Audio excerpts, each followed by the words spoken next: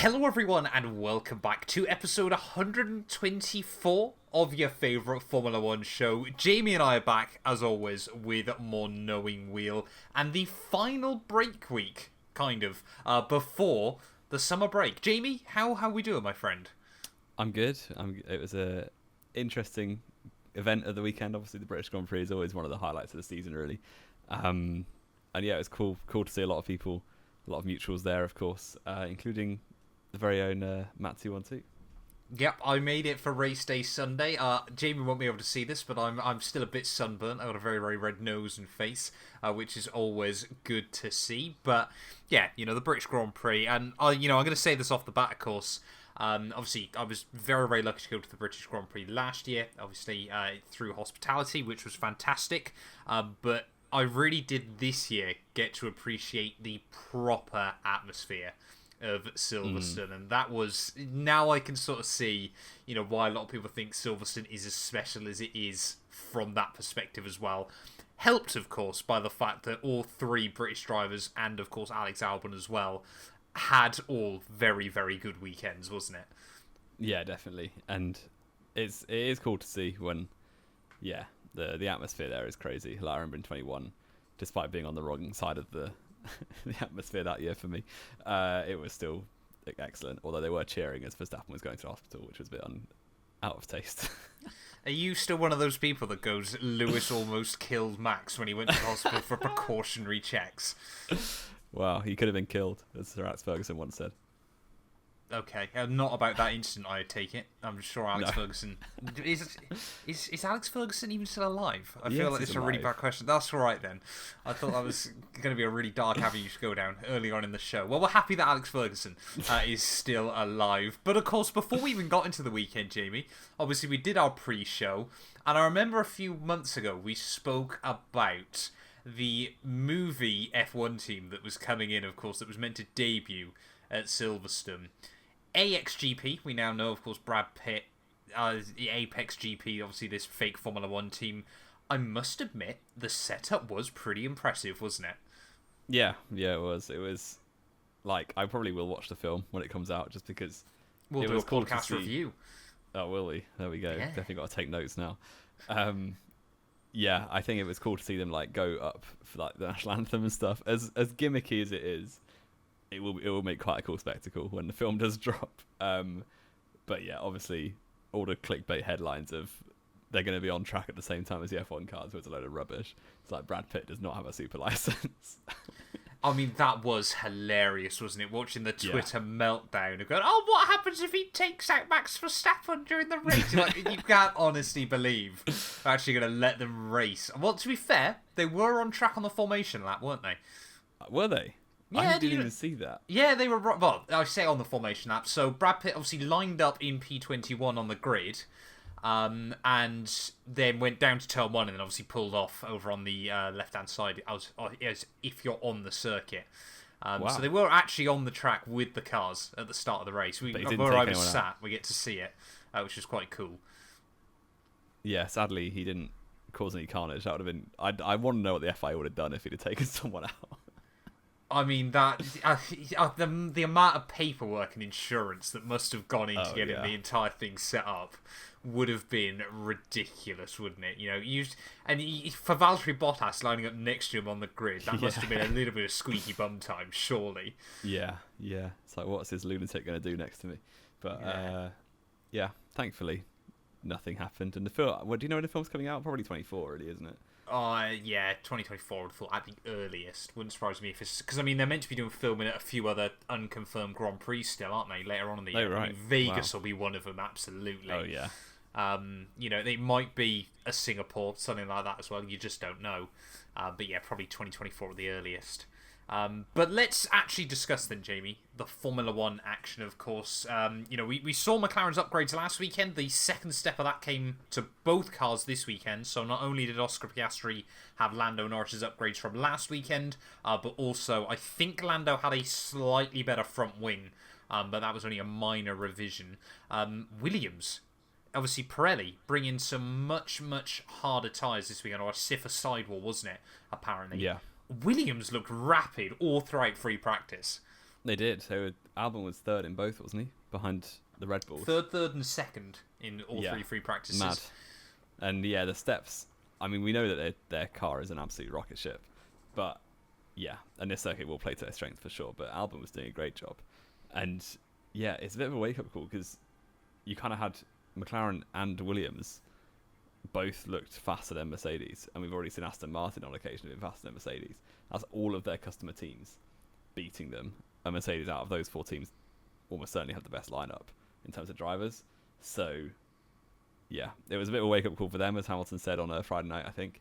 But yeah, it was impressive stuff for Williams. I'm really impressed by James Vowles, actually. He was on the Channel 4 like TV broadcast. He was the team principal they were checking in on, and he has a lot of interesting stuff to say, although he doesn't really know when to shut up because he was going on for a little bit too long. But then I say that and we're on a podcast, so yeah, maybe we need to learn that as well.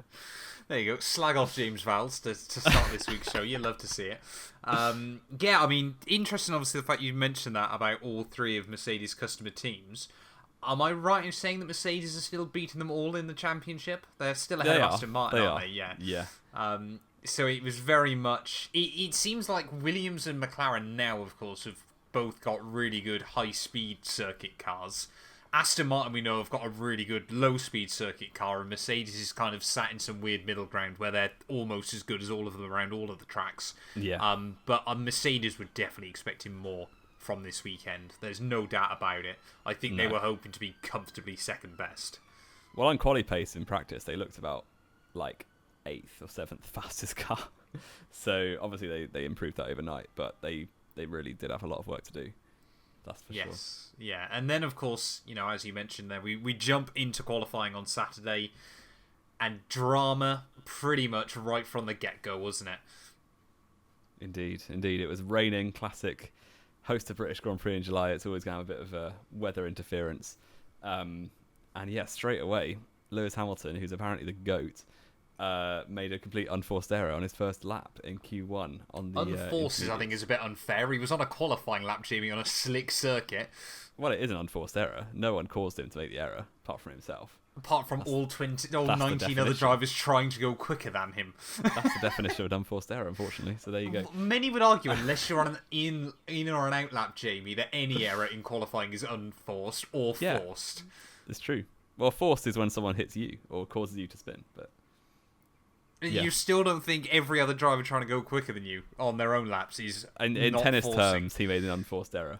Yeah, but this isn't tennis. This is Formula 1. We're not going to do a Wimbledon show. Racket. But he got away with it. The first angle did look like he was about a millimetre from the wall on the outside, but then it turns out he was about an entire gravel trap from the wall. 30 yards, Yeah, so he got off lightly with that and moved on with the rest of his session. And for the third race in a row, I think, a Ferrari power unit just decided to turn itself off in quali and cause a very short red flag. Yeah, bizarre, isn't it? What keeps happening? Yeah, although the Alfa Romeo's previous 2 weekends obviously know how to turn their cars back on, and Kevin Magnussen doesn't. So there was a bit of a longer red flag this time, but it allowed the track to dry up, which basically left us with a one-shot quali, which was quite a spectacle. Yes, yeah, and of course, as you know, all the cars were trying to head back out into the circuit. You talk about unforced errors. Max Verstappen crashing in the pit lane, losing half a front wing. That was, got to be mentioned. It was just an incident, as he said. That was Charles Leclerc that said that. No, Max said it. Did you not see it in the press conference? Oh, did he say that afterwards, did he? I thought you were quoting the original. No, Max was saying nothing, just an incident to the media. Nice. And him and Lando were just laughing, and it was like, Charles isn't even here, come on. You've got to give him credit to give him a chance to come back at you. But that's what Max Verstappen does. He fires the shots when people can't come back. He's like one of those NASCAR drivers that will punch someone when he's still got his own helmet on. That's like a big no-no in NASCAR. That's definitely the kind of thing Max Verstappen would do. But yeah, like we said though, of course, 3 minutes left on the clock. It basically meant it was a one-shot qualifying session. Only one car would have had time to do 2 runs. And that was Sergio Perez, of course, crossed the line to finish off his first run, went fastest, had about 3 seconds left on the clock, so could have tried to get a second lap in. Didn't, and ended up out because every other car carried on improving. Yeah, it was crazy improvement. Obviously, the track was right on the cusp of getting greener, like better and better as each car was going. The track was just slightly a bit drier, so literally every single car was faster than the previous car, pretty much. And that left Perez dropping from first down to 16th when the circuit. So he crossed the line with 3 seconds left in the session, and 15 cars out qualified him from that point onwards until the end of the session. And yeah, sadly for him, it was another qualifying disaster, which we said in Austria, surely it won't happen again. What do we say now? Is it going to happen again? Like 5? I mean, that's 5 Q3s now he's missed. Yeah. So he and now... all of them his own fault as well. It's not even been like mechanical. No. So I've got 2 fantastic stats from this. In 2023 so far, Alex Albon is 5 for 5 against Sergio Perez in qualifying. Nico Hülkenberg 6 for 4. Nico Hülkenberg, that's even more disgusting, I argue, is 6 for 4 against Sergio Perez in qualifying. And my other favourite one is in the first 5 races of 2023, Jamie, Perez had an average qualifying position of 5.4 against Max on 5.6. I'm pretty certain Sainz and Alonso had done better than either of them. They had, yeah. But Max had been a bit unlucky because of Jeddah. In the last 5 Grand Prix, Max Verstappen has brought that 5.6 average down to 1. He's just getting poled flat. Yeah. Perez has brought his 5.4 rating up to 15.6. Yeah, good going. Shocking. It's not great, and I think Red Bull weren't particularly happy with him, and they actually mentioned how good Danny Rick is doing in the simulator. So yeah, the writing's on the wall, isn't it? When Max wins the title with 8 races to go, we can stick Ricciardo in, and then have like Ricciardo against Perez head to head. Well, surely if Red Bull were going to be really sensible with this, you'd send Max down to AlphaTauri and try and score them a few points. That would be good, actually. He'd still win the championship if he waits for AlphaTauri for the rest of the season. What worries me is, there's probably a slim chance that he could win the championship. No one else has got any consistency, which helps. Well, this is the problem, isn't it? Like, I know I put a tweet out Saturday that I was surprised banged as much as it did. At Matt212YT, if you want to follow me on Twitter.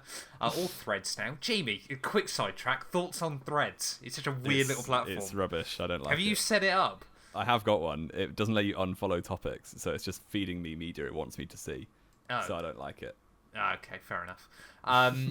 But yeah, I put out a tweet saying, of course, you remove Max Verstappen and we're probably in for one of the best seasons of all time. Yeah.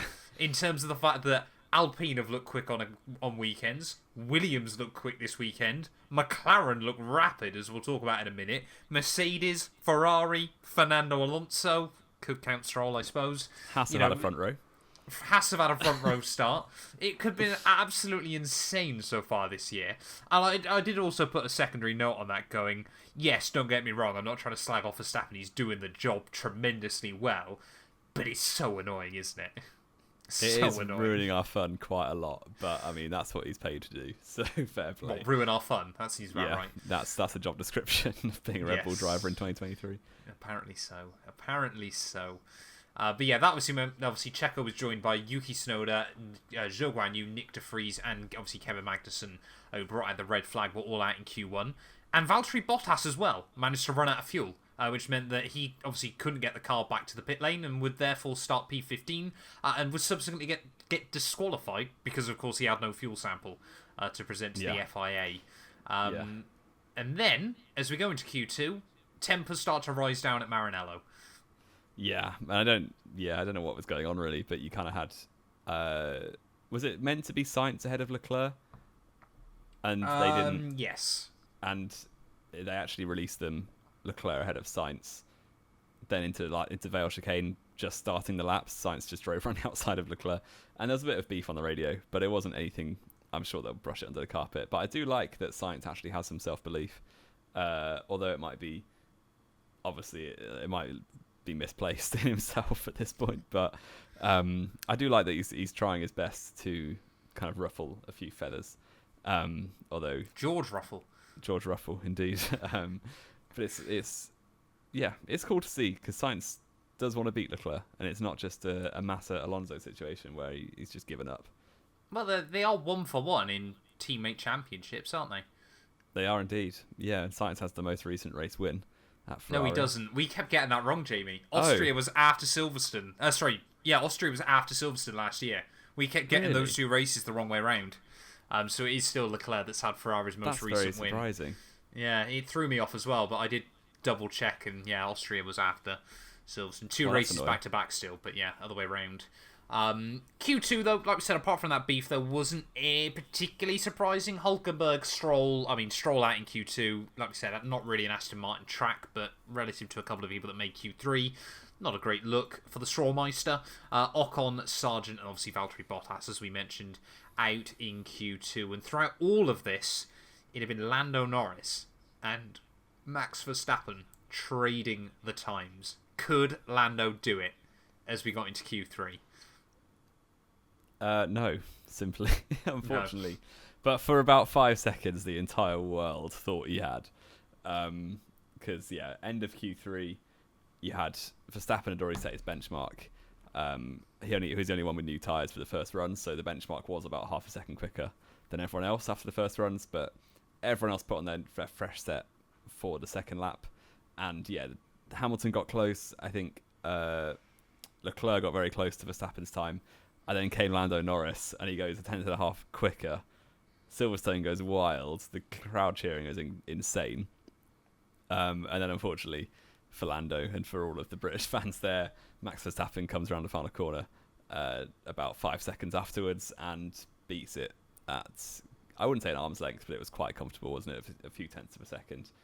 And took pole position. But Lando did qualify on the front row, and only his third ever front row start, which is quite impressive. And obviously, arguably, I would say more impressively, was Oscar Piastri right there with him, because I don't think anyone really saw that coming. Obviously, you kind of see Lando as this team leader now, but Piastri, in his rookie season, going quite under the radar, but he's doing a very good job, although less under the radar at Silverstone. Yeah, I've been saying this for weeks, though, about Oscar. I'm pretty certain I said this last year when he was announced as well. Yeah, Lando Norris is a tough gig to go up against. Oh, yeah. And, people like to go on about, the car really suits him, and Ricciardo just struggled, and all this, that, and the other. Oscar Piastri is very, very quick. I mean, he was already one of my favourite drivers before he even made it to F1. But he is very, very clever in his approach. But also, I think what I really love about him as well is the fact that he's one of those drivers you can really tell he's only there to race. He doesn't care about anything else. He just wants to throw Formula 1 cars around a circuit as quickly as possible. And you know what? At the moment, Lando Norris, of course, has done a tremendous job within that McLaren organisation of making himself the team leader. And, I think it probably, I would imagine as well, goes a little bit under the radar because, of course, British media, just with the way it works, won't talk about these kind of things like it would say about a Red Bull or that kind of thing. I'd be intrigued to know how much of that team is also completely geared around Lando in a similar way to how Red Bull is around Max. But Oscar Piastri is, don't get me wrong, Oscar is very rarely beating him, but he's never far away, is he? Yeah. And I think in quali it is something like 8-2, I think, or something like that. So to Lando, that is. But yes, the gap is never that big. So he's to say it's his rookie season, he's doing a brilliant job, I think. Oscar is more than definitely holding his own at the moment, and I think that's incredible as well. Because all the stick is heading towards Nick de Vries, and a lot of people are saying Sargent as well, and Oscar Piastri, because what's weird as well about Oscar Piastri, and I guess it's because there was so much talk about him last year when he wasn't driving, is he doesn't really come across as a rookie either, does he? He just kind of seems well gelled in. Yeah, it feels like he belongs already, which I don't think can be said about De Vries and Sargent.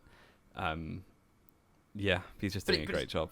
It's similar to how he looked in F3 and F2, though, isn't it? He gets into a new car and he adapts immediately. He's just tremendous, and I really do like Oscar Piastri as a driver as well there. And, like we said, he had most of the big upgrades that Lando got in Austria, but I think Lando Norris had a slightly improved front wing as well. So to be a 10th off come the end of Q3 there was mega, and to line up on the grid third as well, was such a good job done by Oscar Piastri there. So it was Max Verstappen, then both McLarens, both Ferraris. Like we said, Mercedes quite gutted, I think, in the end, to be down in 6th and 7th. I think they were hoping their car would be a lot quicker.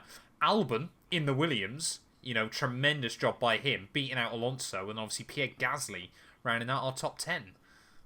Yeah, 4 Brits in the top 8, which was, if you count Albon in that, then that's pretty good going. But he came on to Sunday, had a very entertaining grid walk with Martin Brundle, which was not controversial in any way. If you haven't seen clips, then go and check it out.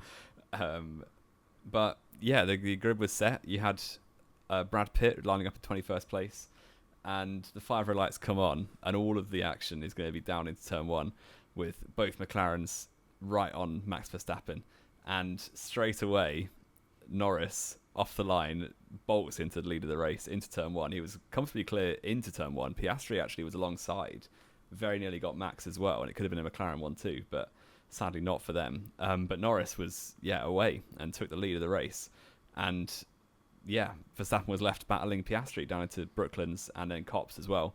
Piastri could have thrown one to the inside, but he's actually got a brain in his head, so decided not to. Norris, Verstappen, Piastri was the settled top 3 for the first few laps. Yeah, and I mean, to be fair, I reckon Piastri actually had the best start of all 3 of them, didn't he? I think he did, yeah. I think hindsight is a beautiful thing, but maybe if he tried to get to the outside of Verstappen down towards turn 1, he could have stood a good chance there of getting around him and maybe even getting Lando through the first couple of corners. But, I mean, I wonder how much of the McLaren conversation on Saturday night, because let's be fair, we've seen this quite a few times before, and we saw it early on in the race as well. Lando Norris will not fight Max Verstappen. No. And of course, not trying to give him stick for it. Exactly. He's wise enough to know, let's be fair, sensibly, McLaren knew they weren't going to match Max on Sunday. So, of course, why bother fighting him too much? But we've seen this before where Lando's kind of let Max by, and then obviously later on in the race we saw him have a fight with a couple of other drivers. But I wonder how much of McLaren was just there, like, you just get through turn 1 and 2, sit behind each other and sit behind Max and just hang on to his coattails for as long as you can. Because I'm sure they were much more worried about Ferrari and Mercedes behind. Yeah. And that's who their fight was with, for sure. Because there's no way over 52 laps at Silverstone they're going to be beating Max Verstappen. Although they actually weren't as far off as I thought they would be, to be fair. No. But you don't know how much Red Bull are holding back, and Max obviously, once in the lead, kind of gaps it and then stays there, doesn't he? That's exactly what I was thinking. People talk about obviously how much closer other teams have been recently. You're going, Red Bull have seen the politics. They saw Mercedes dominate for a few years. If you've still got the quickest car, just make sure you're in front, but not by much, so the FIA don't change the rules. Yeah. Pretty simple. Yeah.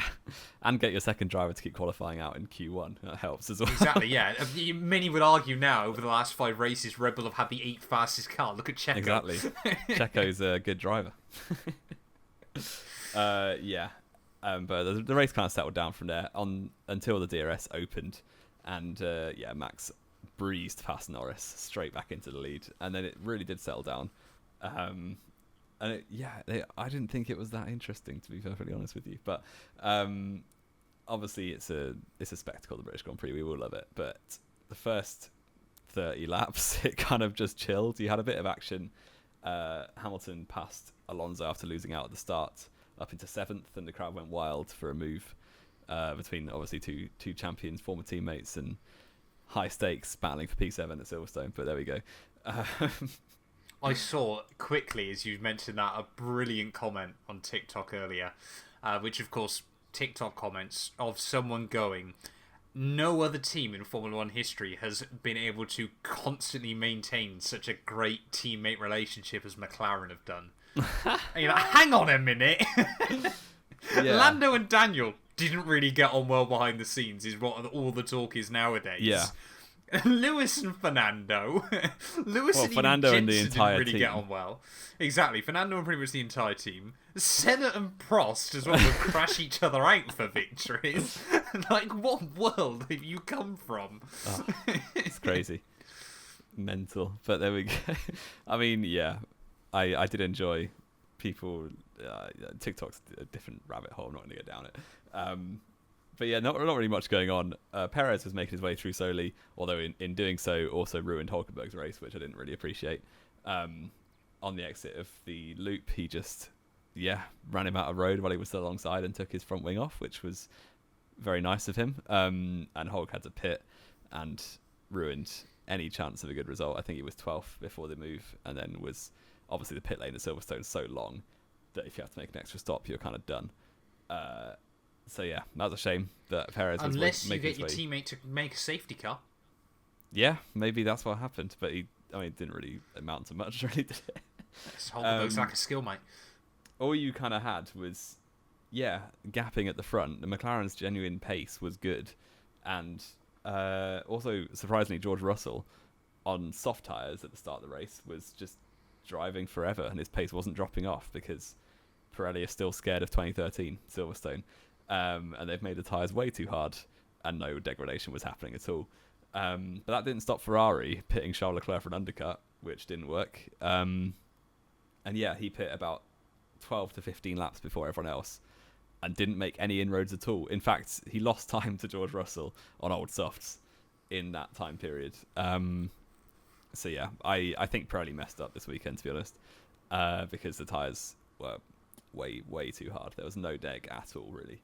And how many times have we said that this year? Baku, for example, when Ocon did the whole race on one set of tyres. And almost ran over half of F1 media personnel, but we'll forget about that. But recently they've been okay, but there's a few times this season where they could definitely should have taken a step softer. Or I'm interested about this new construction, because maybe that's why there was no deck. They have brought more reinforced tyres this weekend, obviously, because Silverstone's such high load. And the pressures were ridiculously high as well, weren't they? It was something like you could have your pressures up to 26 PSI, which is almost as much as I run in my road car normally. Which is kind of insane. But yeah, like obviously Jamie said, the first half of the Grand Prix, I guess if you weren't there, I thought it was quite exciting. But obviously looking back, not a lot was really happening until Haas, Kevin Magnussen, wasn't it? It was quite a spectacular fire. Ferrari know how to build an engine that still blows up like the good old days. Magnussen was... I swear all he ever does is cause yellow flags, but that's what he did again. And onto Wellington Straight. And Hulkenberg. One more. He's only ever had one pole still, hasn't he? One podium even. Yeah. Mad, isn't it? Yeah, but his car gave up the ghost, and he immediately stopped it on track, which was a very obvious safety car, which for some reason at Silverstone seems to always happen. There's just, if it's an okay race or like a fairly uninteresting race, some irrelevant driver will just retire for no reason on their own and stop it on track and give us a safety car. That happened in 2019, happened in 2022, happened this year. It's weird, but it happened again and gave us a late race safety car. Get your tinfoil hats out, ladies and gentlemen. Jamie's got a theory. I've got a theory. Next iceberg is going to be that. Someone outside your house is even trying to silence you, Jamie. They love it. Stefano Dominicali's outside your house. Don't listen to him. It could be him. Could be. But yeah, that gave us a safety car. Everyone who hadn't pit yet did pit. Unfortunately for Oscar Piastri, he pit about 2 laps before from third, dropped in behind Hamilton and Alonso, and then Hamilton and Alonso got a cheaper stop, and Piastri was only able to split them. So Hamilton, despite running 7th all race, was then vaulted up to 3rd. Based on pure timing and luck, because the FIA caused a safety car for him. That's bait, so I'll allow that one. It was quite a long safety car because they had to get a proper truck out, didn't they? It was huge. It was, yeah. But yeah, you had Verstappen leading.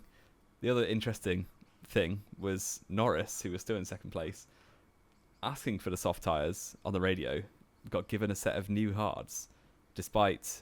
Russell showed us that you could do 30 plus laps on a set of softs, and there were less than that many laps left, and they chose to put both McLarens actually on the hards. Obviously, Piastri pit before the safety car, but Norris onto the hards was interesting. Everyone online thought they'd done a Ferrari and messed it up, but it was going to be interesting to see because you had like a whole stack of cars. Basically, everyone else, other than the 2 McLarens, were on fresh softs, and you kind of think, is it going to happen 2022 style with Leclerc obviously on hards that year?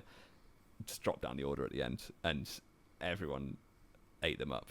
And would that happen to Norris and Piastri and kind of ruin their chance of a double podium or a single podium? But yeah, the restart then. You obviously had Hamilton now directly behind Norris, and this was a quality battle for 2 laps, to be fair. You had Hamilton, the 7-time world champion, most successful driver in the history of the sport, and at Silverstone in the history of Silverstone, battling against the young gun, the young Brit, who's looking for his first podium at Silverstone. And Norris was able to really, really cleverly hold him off. Again, Hamilton was up the inside of Copse, but because it wasn't Max Verstappen, he decided to back out. I don't think he was. I think the McLaren had more straight line speed. It did. Yeah, they were so Hamilton alongside couldn't actually stay alongside. Yeah, thank you. Yeah. I'm sure had Lewis been there, Lando would have given him plenty of room as well. Well, like Max did then. Max didn't give him plenty of room. Well, he gave him more room than Leclerc did later. He gave him a car's width of room, but he didn't give him plenty of room. And Hamilton chose not to take it.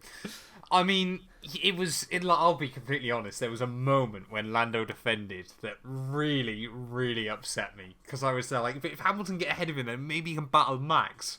But of course, the fact Lando did it and then actually was able to hang on. It wasn't like he did it for 1 lap and then Hamilton didn't have enough time to catch Max afterwards. I was okay with it then, of course, because the fact he'd waved Max by at the start. Obviously, Lewis then tries to do the same thing and he goes, no. Almost upset me, but it was a quality battle. And the bit that got me as well was, of course, when they went through all the dust and oil that obviously Kevin Magnussen had left on the circuit. My mind just went to a place where both of them fly off the circuit that would have been very down funny. into Luffield. They both just slide off because they got all this oil over their tyres, and then it's Max Verstappen, Oscar Piastri, and Fernando Alonso podium. That'd be a great podium, actually. It's so dead, so dead. But I mean, what a battle! I mean, let's be fair. Britain doesn't do a lot of great things anymore, does it, Jamie? But we still create a top quality Formula One driver. Oh yeah, if we ignore like Jolyon Palmer and Anthony Davis. Why do you got to throw Jolyon Palmer under the bus like that? Well, the only drivers we have on the grid right now. Pundit. He is. To be fair, the only drivers on the grid now that are British are all excellent. Like, they're probably. I would say they're certainly the 3 that race under a British license are probably all top 7 on the grid, maybe top 6. Yes. If I'm being kind to Russell. I think putting Russell any lower than top 6 is harsh. Who do you reckon is better than Russell then? Well, you got Max, Alonso, Hamilton, Norris, and Leclerc are probably my top 5 in some order. Okay. And it would kind of be whether Russell is next, or if you throw someone. Would you say there's anyone else better than Russell? Yeah, who else would you put in there? Actually, I'm not sure anyone beats him. Yeah. I mean, I'd put Russell ahead of Alonso, but that's just me. No way. Come on. But I mean, there were obviously behind them as well. Good battles going right the way through towards the end of the race. Of course, Sergio Perez trying to recover any hopes of a Formula One career he's still got. I mean, it's another side question, Jamie. Perez, end of the year, going to get dropped by Red Bull. Do we see him going anywhere else? Someone would take him, I think. Do you reckon a Haas? He needs to get out of Verstappen's shadow. Because he's a quality driver, but against Max, he's made to look a bit of a fool. And he puts so much pressure on himself. It's just the constant Red Bull cycle, isn't it? Because we kind of said, 2021, Perez held his own. Yeah. 2022, Perez has done all right. You know, he's outlasted all that Albon or Gasly ever could. Yeah, but I think 2023 he's kind of gone into this year. Story. He's gone into this year and like piled pressure on himself to beat Max, and after he's echo chambered his way after 4 races to thinking, right, this is it, this is my time. And he's put so much pressure on himself. I don't think he can handle it, basically. And obviously, it's kind of unravelled completely since then. And it's, in the nicest way possible as well, pretty pointless thinking that anyway inside Red Bull, because they're going to favour Max anyway. Yeah, and I don't think they have favoured Max particularly this season. It's just Max has been unreal. They still do take the car direction the way Max wants it. Yeah, but that makes sense when you've got him at the wheel. You're going to prioritise one of the best drivers the sport's ever seen, aren't you? So... Yeah. And that's exactly what I'm saying. They're going to try and favour Max. Yeah, so I don't blame Verstappen or Perez for it, but it's just how it goes. And I think he's kind of got to just focus on doing his own race, and he might win a few races, get P2. And to be honest, for a driver like Perez, fighting for a title is more than you could ask for, because he's not a generational talent. He's not he's not a Russell or Norris who you assume in some point in their career is going to have that season or those few seasons when they're in a top car. Perez he is being more a top of a car, Bottas. is definitely more of a Bottas or a Mark Webber. A Bottas, a Mark Webber, or a returned Kimi Räikkönen. Yeah, who's going to win a few races, and that's all you can really ask for. And he should have focused on that, and he did at the start. I feel like first 4 races, he's doing well, but it was always obvious that Max was going to win a title, realistically. Yeah. But yeah, he's still going in the race. He overtook Carlos Sainz quite well, actually. A little switch back into Vale, and that put Sainz offline through the final corner, and Alex Albon came out of nowhere and stole P8 off him, which was quite entertaining. And then also Charles Leclerc on a fresh set of mediums he pit for under the safety car, was able to also pass Sainz, leaving Ferrari's 9th and 10th behind a Williams, which was entertaining as a non-Ferrari fan. And yeah, Sainz actually was falling into the clutches of Pierre Gasly for a few laps as well. That was a bit of entertainment of Gasly versus Sainz, until Lance Stroll came along and ruined it for all of us. Because we all love Lance Stroll. Yes. And Stroll, just into Vale, tried going around the outside of Gasly, went off the track. We didn't need to. Gasly left a tyre's width, at least, for him to stay on between the white lines. And Stroll went off the track and just barged his way back on. It really reminded me of Pastor Maldonado against Adrian Sutil back in 2014, I think it was. Yes. Yeah. Where you've not got any reason to drive off the track just because you've run out of grip and talent, and then out of spite you're just going to drive into the car that didn't force you off. And I mean, this again, wasn't it? It was another weekend where Stroll gets... Like, when Aston Martin's doing well, people hype up Stroll, the fact that Alonso might be beating the Mercedes and the Ferrari, but Stroll's giving them a good run for their money as well. This was one of those weekends where Aston Martin can keep up with Mercedes and Ferrari, or Alonso can, and Stroll just gets made out to look like a bit of a mug still, doesn't he? It's so frustrating. So frustrating. Yeah, and it's like, if that was any other driver but the boss's son, their seat would be massively under question. But... Well, Stroll wouldn't have made it to Formula 1 had he true. not been the boss's son. This is the problem, isn't it, still? Or he would have had a couple of seasons at Williams and then been axed. But, it's just frustrating more and more at the moment, isn't it? And, the thing is as well with Lance Stroll, of course, is, and I know everyone bangs on about it, it's like the first half of the weird 2020 season, he was absolutely smashing it. Like, where's that Lance Stroll gone again? Until he got ill and replaced. No, it wasn't even that, was it? No, it was before then. Things just went badly. Because there was a stage of about 10 races where Hulk had driven 3 races for a Racing Point. Stroll had driven about 9 of them, and Hulk had got more points being a reserve driver than Stroll had got in a full-time seat. Yeah. So, bizarre. But of course, Max Verstappen, though, you pretty much led from lap 5 onwards, never looked back. First double British podium, though, since 1999 at the British Grand Prix. Yeah. Madness. And that would have been David Coulthard and Johnny Herbert? Eddie Irvine, but close. Eddie Irvine. Yeah. He's Irish. That doesn't count. Well, that's what they said on Channel 4. Isn't he Northern Irish? Eddie Irvine. I thought he was Irish. He's definitely Irish, Jamie. That's not right. Oh, no. I'm sure you've just upset. No, he's Northern Irish. Is he Northern Irish? I honestly thought he was British. Irish. You're the offensive one here. How am I offensive? You're saying he's Northern Irish. Northern Irish and Irish are the same thing. I'm not saying that. I'm not trying to get involved in that argument. No, definitely not. But obviously Lando Norris, Hamilton on the podium. Piastri would have been nice to see him on the podium, but he deserved it.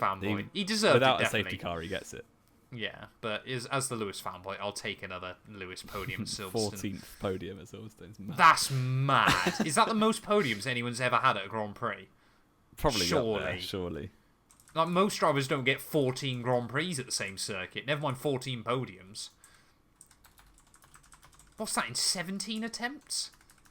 More than that, isn't it? Oh, yeah, if you include 2020, yeah, 2 in wasn't 2020. it? Yeah, I suppose. So 18 attempts. I mean, 14 out of 18 is still not bad going, though, is it? No, not at all. That's insane. But yeah, obviously, Piastri, Russell, Perez, Alonso, Albon, Leclerc, and Sainz rounding our top 10 there. With Stroll, Sargent, Bottas, Hulkenberg, Zhou Guanyu, Yuki Tsunoda, Nick de Vries, with our 3 cars not making it to the end, were both the French Gasly and Ocon out. And Kevin Magnussen as well, of course, who had a proper mechanical failure rather than these, oh, I've been hit by a Canadian, or oh, I've lost hydraulics. Yeah. What does that mean, Jamie, in terms of our predictions? Our predictions. I threw caution to the wind and went a bit mental. You went didn't bizarre. get punished, actually, that badly. Yeah, because McLaren kind of screwed us both. Well, they saved you, but screwed me. Yeah, so we both obviously put Max Verstappen on pole, which we were both correct. We claimed well 2 done. points there. Thank you all. Yeah. You had Max, Perez, and who else? I think I said Lewis. You didn't say Lewis. You got 5 in total. So I swear I said Lewis and not Perez. Oh, you might have said Max, Lewis, Perez. Yeah, I said double Hamilton. So I said double British podium, which to be fair wasn't wrong. I just got one of the wrong Brits on it. Oh, you said Hamilton, Russell, did you? You must have done. Yes, yeah. So I got 4 points for Verstappen, 1 point for Lewis overall, so 5 points to me this weekend. I said, for some weird reason, Charles Leclerc would win, which I you said Max was going to DNF. Yes, I put my eggs in that basket, all of them, and said Max was going to have a retirement, which didn't happen. And yeah, I said Leclerc would win from, what did I even say? Alonso, Hamilton? I don't know what I said. Hamilton. Perez, Hamilton was it. Which, yeah, did not happen. But Hamilton did finish third, so I locked it to 2 points. Oh, you did as well? I thought, So I hadn't even clocked that. I got 4 overall. So I only gained 1 from that. Yes. Despite having... Which I closes the one gap. There. No, I gained 2 on... No, I did only gain 1, didn't I? Yeah. 4, yeah. Damn it. How can I get so many more accurate predictions than you and score no extra points? So that closes the gap down to 1 point. I'm on Really? 39 and you're on 38. Wow, And okay. the police are coming again because I live in Manchester. That's much closer. Much closer than I was ever expecting. I mean, that's got to be the closest it's ever been in these things, because normally Apart you from outscore the me start by of the 4 season, on the first season, yeah. 4 in the first weekend, and then I'm just losing points all year. Yeah, I'm going to be normal from now on, I've decided. Fair enough. Driver of the day, Jamie 183. The official one went to Lando Norris. Same in Austria. I think that was fair. We're going to go full on British bias and say it was Lando Norris. Yeah, I think Lando Norris deserves it this weekend. You know, another quality act by him. Piastri deserves a shout. Piastri definitely deserves a shout. But I think as well, especially for Lando, of course, he's kind of been, you know, occasionally hidden in the shadow, of course, behind Russell and Hamilton down at Mercedes. But, you know, really reassuring once again that, you know, one of those things, of course, that we did really go through a window, obviously, when, not even necessarily when Jensen retired, but, of course, towards the end of his McLaren stint. Well, we were kind of there going, well, we've got Lewis Hamilton, but we kind of got no one else now. And then, of course, Hamilton and Russell burst onto the F. Obviously, we followed them a little bit through junior formula, that kind of thing. Obviously, they burst onto the F1 scene. And now you sort of think, yeah, British Motorsport's got another good 10, 15 years. So we can foster some new talent in that time. And you've got as well. tons of good British drivers in the juniors as well. Exactly. Like Ollie Behrman's you've got Ollie Behrman's doing rapid. As well as obviously a couple of the boys in F3 as well, so you love to see it, you know, from a purely British standpoint. Fred Vesti, after me pinning my colours to the mast, yep, he's doing so well. I was going to say that.